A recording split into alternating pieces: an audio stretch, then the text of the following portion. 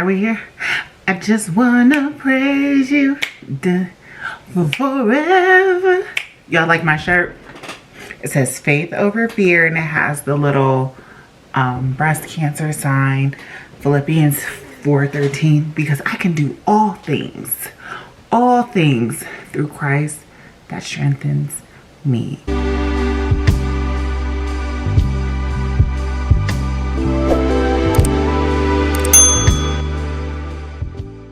What's up, you guys? Welcome back to my channel. It's your girl Shauna May, and as you can tell by the title, this is definitely going to be a different kind of video than what I normally do.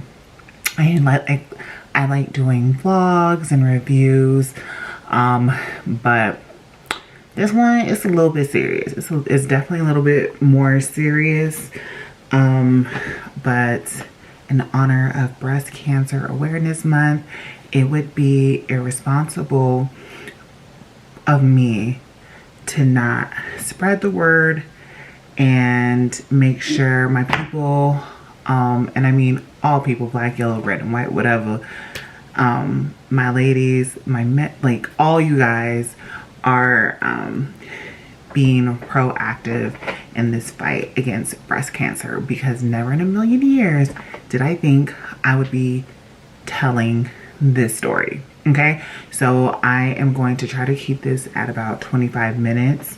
And yeah, let's just get into it. While I'm talking to you guys, I'm going to be working with my Cricut Joy. I have the Explorer 3. You guys can check out that vlog.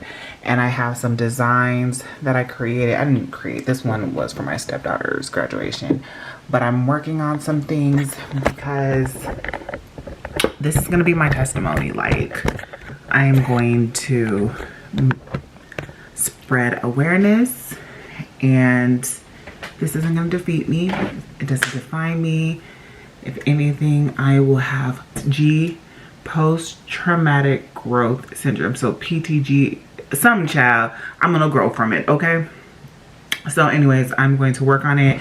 I bought these little bags, and I am going to iron on the little decal to the bag. And yeah, let's just get into it. My daughter's downstairs playing, so it's the perfect opportunity for me to tell my story. Okay, so first where is my, well, I already have these pieces already cut, so I am just going to print my design and then weed it and then just go through the process. Okay, so you guys, breast cancer does not run in my family. In June, I was diagnosed with early stage breast cancer. I did genetic testing, and our genetic testing, it's of like, they have a panel of 9 that checks to see if you have any like genes, like cancer genes, breast cancer genes, like the BRCA1 or 2. So anyway, there's a way, you know, and I definitely recommend, if breast cancer runs in your family, if any kind of cancer runs in your family, try to get genetic testing. A lot of insurances will cover it if you have a history of cancer, because it's like kind of like preventative care. For instance, if 10 years ago I found out I had BRCA1 or 2 through genetic testing, I, you know, could have possibly gotten a mastectomy, and you know, as a form of like preventative care. So if you're able to do genetic testing, I highly recommend it. Only about 30% of cases have something to do with genes. Again, my cousin and I, we both tested, and I know my panel I did a panel of 9, the main breast cancer genes. I did a panel of 9. They all came back negative, which is great, because that means, you know, I haven't passed on anything to my daughter. In some ways, some form, there was just a perfect storm that mixed up, and here we are. So yes, please do genetic testing if you're able to. So I would say back in, I think it was April 25th, I came home from Orange Theory. I was on the toilet and I was supposed to take a shower because I was super sore, and I was bent over and I felt this lump, and I was like, because I'm 35. Like, I was like, okay, I probably just pulled something, but still something was off, right?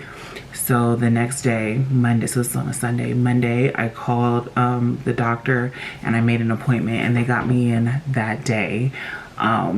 And I did the, put my hand behind my back and head, and she was like, I was like, well, I did Orange Theory. I think I may have just pulled something. And she was like, yeah, even if you pulled something, it wouldn't feel like this. So I'm going to send you in to get an ultrasound and a mammogram, just to be on the safe side. I'm like, okay, cool. They had no appointments for, I had to wait about a month to get seen, which is unacceptable. Health images, especially if somebody has a noticeable lump, I feel like you should have priority and they should like move you to the front of the line. Health images does not care. You gonna wait regardless, right? So you guys can only imagine how agonizing it was for me to wait and go through the motion. You guys, like, I was such a wreck, and I had to keep pushing because I have a 5-year-old. We were getting ready for my stepdaughter's graduation, and it was just a lot of things going on that I had to keep, pushing through. But still, it was in the back of my mind. It was a rough month. It was definitely a rough month. So the day came, and I believe hold on, y'all, because I'm about to look on my calendar. So I found the lump on April 24th. April 25th, I went to the clinic and they gave me a referral to go to health images, and I had to wait another month. My appointment was, I think it was the 26th. Yep, it was May 26th. And when I had my appointment, and I was so nervous, and I had drama to deal with at work, and it was just literally the worst. The day just started off bad and it got worse. So I went to my appointment. I dressed in my robe, and they started with the mammogram. Push it in, like, I ain't got big tatas, so they stuck my boobie in there. And the lady said, I think they're gonna have me take more pictures of your left breast. And I was like, I knew right then something was wrong, because like, she didn't say anything, but these people, the technicians, they see this all the time. They know what's normal and what's not normal. And I was just like, okay. So they did the mammogram. They sent me out into the little waiting area.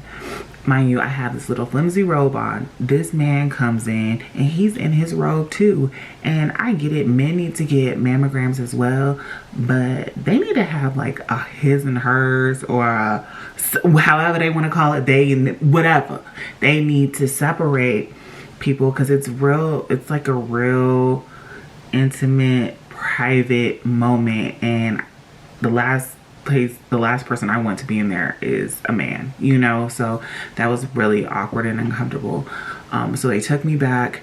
The technician, she did an ultrasound. It's kind of just like, if you're gonna check a baby, she did an ultrasound of my left breast.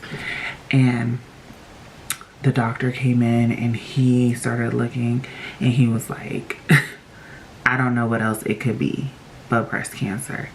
And y'all, my heart dropped. My stomach was in knots. I literally, you guys, if you feel a lump, and if you even think something is remotely wrong, do not go to these appointments by yourself, because it's a slim chance it's anything. But just in case it is, you don't want to be by yourself. I wish I would have had somebody with me, because literally my whole life was just like rocked when he said that. And I was like, what? Are you serious? I'm like, are you sure I didn't pull a muscle? He was like, no. And I'm like, but I feel something up here. He was like, oh, that just probably means it's aggressive. He was just so cold, so just, and I get it. There is no nice way to tell somebody that they have breast cancer. Like, there just isn't. But damn, like, a little bedside manner can go a long way, you know? And I was just like, oh my God, like, oh, so many thoughts were running through my head. It was so just terrible. And then he was like, but your lymph nodes are okay. And I just looked at him, because at that time, I don't know what that means. And I was like, so what? I still have breast cancer. And I'm just looking at him. But now I know that's really a positive, because that's a sign that it hasn't spread and it's centralized, right? But then I didn't know what that means, and he definitely did not go into details, and I didn't ask because I was just still stuck on breast cancer. And so he was like, okay, well, I'm gonna have you do a biopsy. I'm so sorry, but you're in the best possible care. And I'm thinking, like, it took me a month to get seen. I don't feel like I'm in the best care. Like, send me to Cancer Treatment Centers of America. They gotta be a lot faster, because this isn't. And y'all, I'm probably gonna be joking and sounding like funny, but this is super serious. I don't know, like, after crying so much and being so sad and like borderline depressed, like, I can find a little humor in my situation. So please don't get offended. And if you do, just go ahead and click out of the video now, because I am who I am. But anyways, I was like, what? Best possible care? Impossible, because y'all could barely get me in here, right? So he was like, we're gonna send you back. We're gonna get you a biopsy, because that's the only way we can know for sure. So I'm like, all right. So I go to the desk. I'm like, when can I get my biopsy? Because as far as I'm concerned, y'all need to send me to the hospital tonight to get this looked at so we can figure it out. And they're like, okay, we're going to have the lady call you or something. And I'm just like, here we go. Because, you know, when they say we're going to call you, they really don't call you. And we was coming up on, I think it was Labor Day weekend. So whatever. So like, I'm driving home, the AC isn't working in the car. Like, y'all, it was just literally the worst experience of my life. And I had to go pick up my daughter from daycare. So I'm driving across town. I'm pretty sure I threw up. I almost threw up. I'm hot, I'm crying. Like I said, never do this stuff by yourself if you can help it, because it's just so upsetting. I know I called my husband, my mom, some of my besties, and I just, y'all, it was just terrible. So I go get myself together, go get my baby from daycare. I get back in the car, and I have a message from the doctor talking about, actually, one of your lymph nodes does look a little inflamed. I'm gonna get that looked at too. I just don't want you to be surprised. Left that on my answering machine, right? And I know I did not sign no form saying they can leave message. Like, you need to talk to me, you know? So I'm like, oh my God. So I call the number back. I called the doctor's office back looking for him, because I want an explanation. Naturally, they couldn't find him, which of course they couldn't, right? Oh, and let's rewind. So, you know, when you go get for instance, if you're going to go have an ultrasound, if there's something wrong with the baby, the nurse can't really say anything to you, and the doctor can only tell you so much, because they might need to talk to another doctor who specializes in something, right? So after he told me that, he said, I'm sure you have a lot of questions, like, please let me know any questions. So I was like, well, what stage am I? I don't know. Has it spread? I don't know. And like, now I know he couldn't have answered those questions, so he should have started off with, I know you have a lot of questions. There are some things I'll be able to answer, some things I won't, but I'll do my best. You know what I'm saying? Like, it was just the whole thing was terrible, right? So they were supposed to like have my results and everything like that day. Of course, I didn't get anything that day. I didn't get a call, which is Friday. This was Thursday. I didn't get a call Friday from the hospital. Nobody, not even like, hey, Shauna, we know you're anxious to get started. We know you're like, ready to get this show on the road, but you know, due to it being Labor Day weekend, just do not be alarmed if you don't hear from us.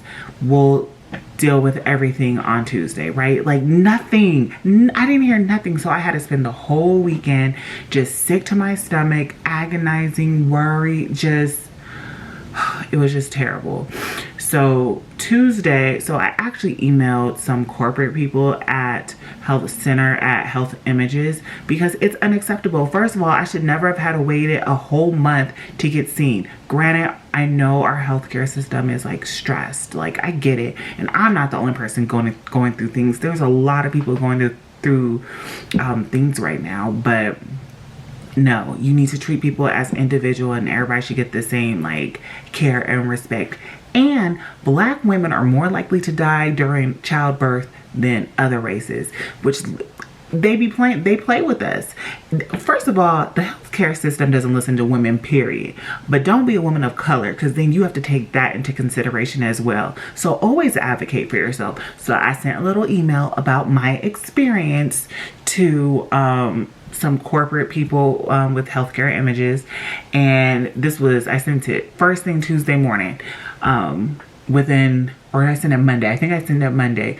With like probably by 9 a.m. Tuesday morning, I had an email from like the vice president. They had reached out to the hospital. I had got my biopsy schedule. I had all this done within 2 hours, and I appreciate it because I mean, if there's a problem, you need to let TRICARE know. And TRICARE needs to find somebody else to contract through if you guys don't have, you know, the resources or the manpower to support, you know, your military base. Just saying. So anyways, I went, and I've been recording, so it's actually gonna be like a little series, but I just want to give you guys the rundown, you know, just in case you don't want to sit through all those videos. So anyways, I went and got my biopsy. This is probably June 4th. I believe June 4th, I went and got my biopsy. They were really nice, super kind, patient, just everything. And it was definitely opposite of the initial experience I had. And got my biopsy, waited the weekend again, and then Monday the doctor called me and let me know that I had invasive ductal carcinoma, which is aka breast cancer, and it had the Her2 protein, which makes it a little bit more aggressive, but it hadn't spread. And from what they can tell, it was only in my left. And I'm saying only because my situation could be so much worse, and I have a lot of things to be thankful for. But anyways, it was in my left breast. So then, again, devastating, upsetting. The last thing I expected, y'all, I really thought this was an old lady's disease, an old white lady's disease, even an old Black lady's disease. Not a young thing like me.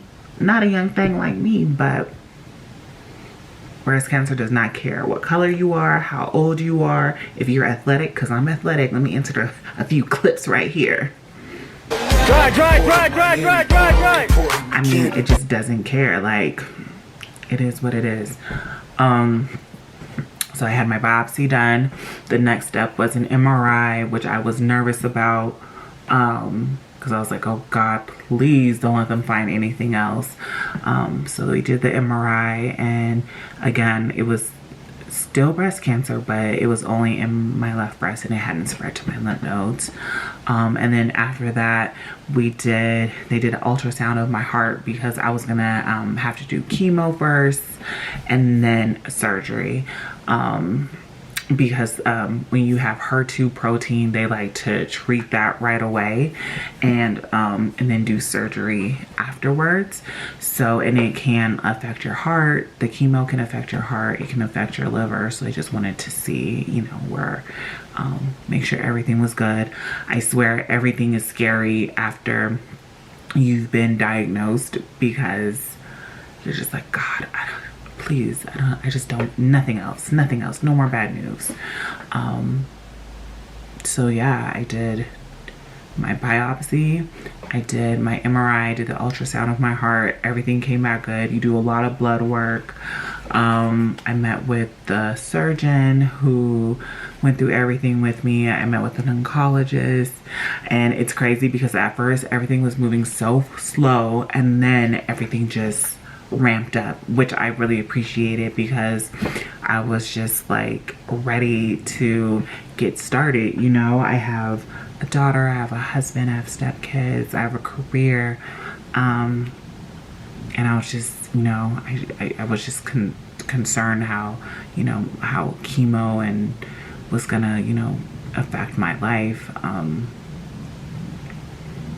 So it's definitely been a challenge, but I definitely, you know, sometimes things happen, and it's God's way of like getting our attention, and really prioritizing what's important, what matters, you know. And I'm a believer. I've always believed in Jesus. I pray, but my prayer life has definitely changed, and it's a little embarrassing because I was like, all right, Lord, look, Lord, it's me. Now I know I ain't talked to you like I should, but I really need you. It was that kind of experience, like humbled. But anywho, yeah, like definitely had to put a lot of things into, you know, perspective, and God has a way of slowing us down and making us realize what's important and what isn't. So anyways, so what happened next? So I think my first treatment I'm doing 6 rounds of chemo, and then I'm gonna do surgery, and hopefully, no, I'm speaking it into existence. That's it, and I'll be done. I will have to do another year of like a non-chemo drug that treats the Her2 protein. But you know, it is what it is. I have to be here for my baby, and that's just by all means necessary. So right now in this moment, I've done 3 rounds of chemo. This is what 3 rounds of chemo looks like for me.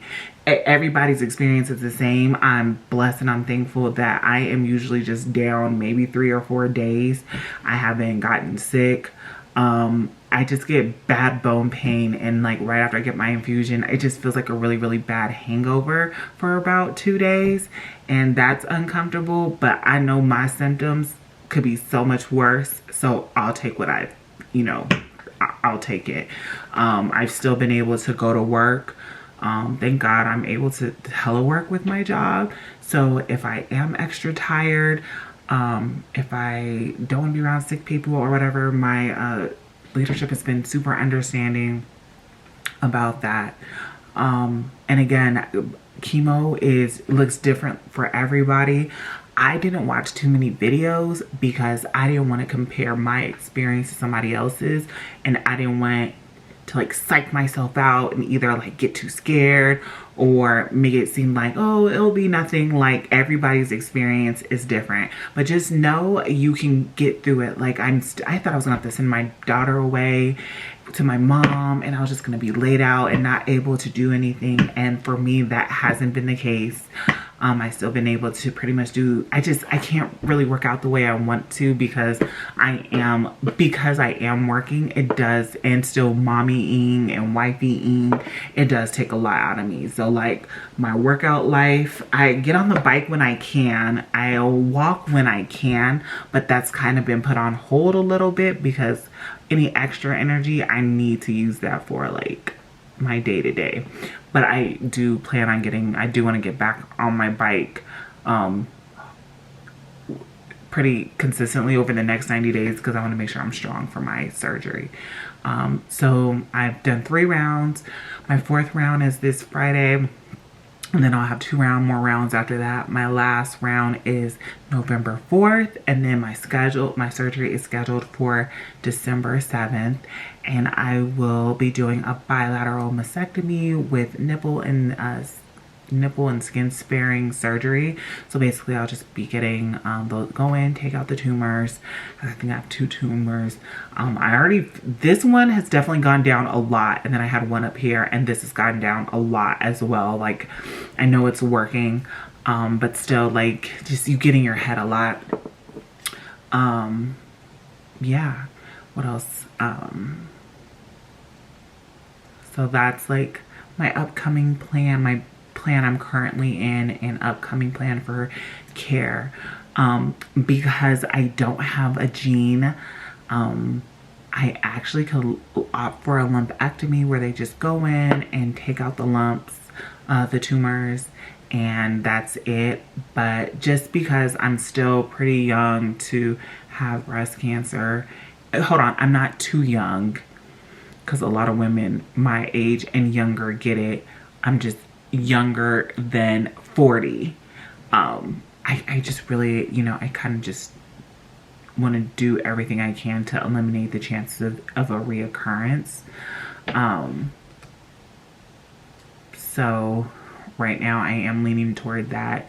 My mom and my dad, they're super supportive. My whole family has been so supportive, but they're a little old school, so they're kind of like, Shauna, you're overreacting and you're doing too much. So if God says something different, I definitely will go with the lumpectomy. But if it's up to me, I just chop them off and give me some new ones.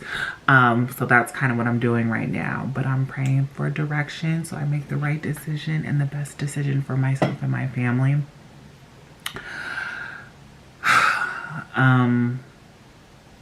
Okay, so now let's get into what I'm here for. We have to be proactive about this. Y'all, like I said, I thought this was an old lady's disease. It's not. So please make sure you're doing your monthly checks. Put your hand up. Feel around. Circular motions. Feel around. Feel around. It can save your life. If you find something, do not be scared to go to the doctor. It's better to go as soon as you find out so they can do something about it, because medicine has come a long way. It's come a long way than wait. Because what is it? 1 in 8 women will get breast cancer. So the chances of that lump being nothing are high. It's high, right? But just in case you one of the 8, you want to catch it early. And, you know, thank God I even had a lump, because y'all, I also had, like, they see a lot of the protein in there, and they just couldn't tell if the protein was like active or not. So had I not had the lump, it would be another 5 years, because you can't get a mammogram until you're 40. Number 3, advocate for yourself. If something doesn't feel right, if what they're telling you isn't feeling right, get a second, third opinion. They usually have a lot of like advocates within like the hospital or at the doctor's office or whatever. Advocate for yourself. Nobody's gonna advocate for you like you, and that's just on period. What else? The big thing, it's not your fault, right? There's literally nothing I could have done to prevent this. Nothing. And I blame myself for a while, but it just doesn't help. Like, it's not your fault. You didn't do this, and it's gonna be okay. Your life doesn't stop because you have breast cancer. Your life is just a little different, and think of it as an opportunity to be better. You know, like, I have cut down on sweets, I have cut down on meats, I have cut down on caffeine. I am working, you know, I'm reading a book about kindness because I just need to get myself together. What else? I'm spending more time with my family. I talk to my dad almost every day. I talk to my mom and sisters almost every day. I mean, it's a different kind of relationship. It's just more intimate. I feel like I'm really gonna grow from this and be able to inspire people to keep going. Your life does not stop. It does not stop. It might just slow down for a bit, but this too shall pass. So, and this is for people who don't have it, family members, friends. You don't have to have anything profound to say. You don't have to have anything brilliant to say. When my cousin told me, I was kind of like, I freaked out and I was like, cuz, cut your ovaries out. This is it. No, blah. And that's not what she wanted to do. And sometimes it's just better to say nothing. I'm praying for you. Is there anything I can do for you? You got this. What do you need from me? But the oh my God, it just makes things worse, you know, because if I'm scared already, I don't want to see my loved one scared and upset, and no. So do your best, y'all, to control your emotions, because it's a little hard to control ours and y'all's as well. And again, I've learned from experience, and now being on this side of it, there are so many things I wish I wouldn't have said to people that I have said. So try not to freak out. Do the best you can. You can cry and freak out at the house in private, and just be encouraging. It doesn't need to be profound. Less is more. So yeah, you guys, I just wanted to come on here and you know, share my story. It's been a little rough, but you know, my faith, my family, my friends have definitely got me through this. And you know, I'm really excited for how I'm gonna come out, because I feel like it's gonna be amazing. And I feel like my life is just beginning in a way, because y'all, I was like stuck. I was stuck, and I wasn't even supposed to be in Colorado. I was trying to get up out of here, y'all. I was ready to go. I'd been at my job for a long time. I was just done. I was done. And man, I never thought this is what would have kept me in Colorado, but I know everything happens for a reason, and God has a plan for my life, and I really truly believe that. And I am trusting in God, even though sometimes it's hard to trace Him. I'm trusting in Him. So I have been recording my journey. I have a port where I get my chemo through, and I've been recording myself getting my chemo, post chemo, after chemo, week, like little vlogs and stuff, do my little series, because I just want to show you guys that, again, it looks different for everybody, but if you want to keep going during chemo, you can keep going. And a lot of this has to do with your mindset, a lot of it. And trust me, y'all, there are some days I am just boo-hooing, and I'm just like, oh God, why me, Lord, why? And God speaks to me and He says, because you can handle it, because I've given you everything you need to handle it, and I'm gonna restore everything you lost. And that is for all of y'all as well, anybody who's going through anything. God has already given you all the tools you need to be successful and overcome. And sometimes you go through things to get to your next assignment. So y'all, we have to pass this test. I have to pass this test. You have to pass your test to get to your next assignment. And that's just it. So I will be dropping some of my weekly vlogs. I have this shirt. I don't know if you guys can see it. It's Faith Over Fear. I also have a lot of other shirts that kind of, it's kind of like breast cancer awareness for, and these are like combat boots because I'm in the military. So it's kind of has like a little military twist to it for all my sisters in service, or if you have somebody you want to support who has breast cancer and they're in the military. as well. So yeah, the link for the shirts are below. 50% of the proceeds are gonna go to St. Jude's, because I'm an adult and this is tough for me. I can only imagine how it is for a kid or in a family. Like, I would rather have this than my baby, so I want to support those families. So check out the shirts. Make sure you like, comment, and subscribe.